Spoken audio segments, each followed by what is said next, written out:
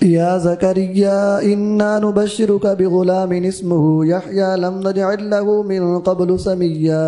اے زکریا، بے شک ہم تمہیں ایک لڑکے کی خوشخبری سناتے ہیں جن کا نام یحییٰ ہے، ہم نے اس سے پہلے ان کا کوئی ہم نام نہیں بنایا۔ اللہ نے دعا قبول فرمائی اور حضرت زکریا علیہ السلام کو یحییٰ نام کا بیٹا دینے کی بشارت دی، بیٹے کی بشارت بھی دی اور اس کا نام بھی رکھ دیا، اور اس نام کا کوئی انسان پہلے نہیں گزرا تھا۔ قال رب أنا يكون لي غلام وكانت امرأتي عاقرا وقد بلغت من الكبر عتيا۔ زکریا نے عرض کی، اے میرے رب، میرے لیے لڑکا کہاں سے ہوگا، حالانکہ میری بیوی بانجھ ہے اور میں بڑھاپے کی وجہ سے سوکھ جانے کی حالت کو پہنچ گیا ہوں۔ اب خود ہی دعا کی تھی اور اس وقت بھی اللہ تعالیٰ کی بارگاہ میں عرض کر رہے تھے کہ میری بیوی بانجھ ہے، یعنی اولاد پیدا کرنے کے قابل نہیں رہی، اتنا بڑھاپا آ چکا ہے۔ تو اب یہ آپ کا فرمانا ظاہر ہے، خود اپنے کی ہی دعا کی قبولیت کے بعد، اللہ تعالیٰ کی طرف سے پیغام آ جانے کے بعد یہ انکار کی بنا پر تو ہو نہیں سکتا۔ پچھلا سارا واقعہ بتا رہا ہے کہ اللہ تعالیٰ کی عطا پر خوش ہو کر اور اس کے اتنے بڑے کرم کا اعتراف کرتے ہوئے اور اپنی دعا کی قبولیت کے اوپر حیران ہوتے ہوئے کہ میں نے تو بڑی مختلف قسم کی دعا کی تھی، لیکن میرے مالک کا کرم دیکھیے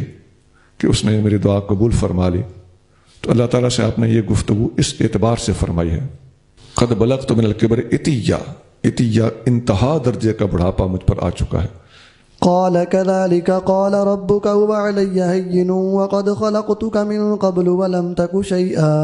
فرمایا، یوں ہی ہوگا، تمہارے رب نے فرمایا وہ میرے لیے آسان ہے، اور اس سے پہلے میں نے تمہیں بنایا جب تم کچھ بھی نہ تھے۔ جب تم کچھ بھی نہ تھے تو میں نے تمہیں بنایا، تو یہ ہو جائے گا۔ اب یہاں دیکھیے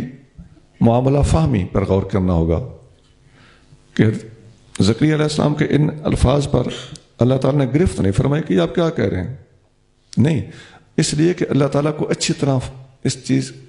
کا علم ہے کہ یہ میرا بندہ جو سوال کر رہا ہے یہ کس بنا پہ کر رہا ہے، یہ میری قدرت کا انکار کرتے ہوئے نہیں کر رہا، بلکہ اس سوال کے اندر اللہ تعالیٰ کے ساتھ محبت کا اظہار، اللہ تعالیٰ کی عطا کی عظمت کا اعتراف اور اللہ تعالیٰ کی اتنی بڑی عطاؤں کے اوپر اپنی انسانی تقاضوں سے کی جانے والی حیرت کا اظہار،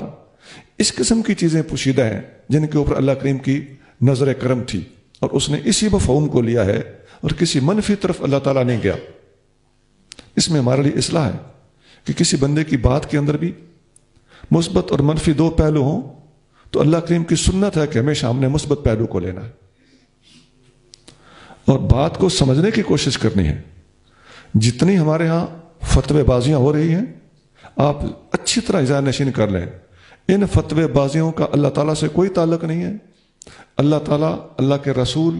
اللہ کے پیارے سب خوب معاملہ فہم ہیں اور اگلے کی بات کا صحیح مفہوم لیتے ہیں۔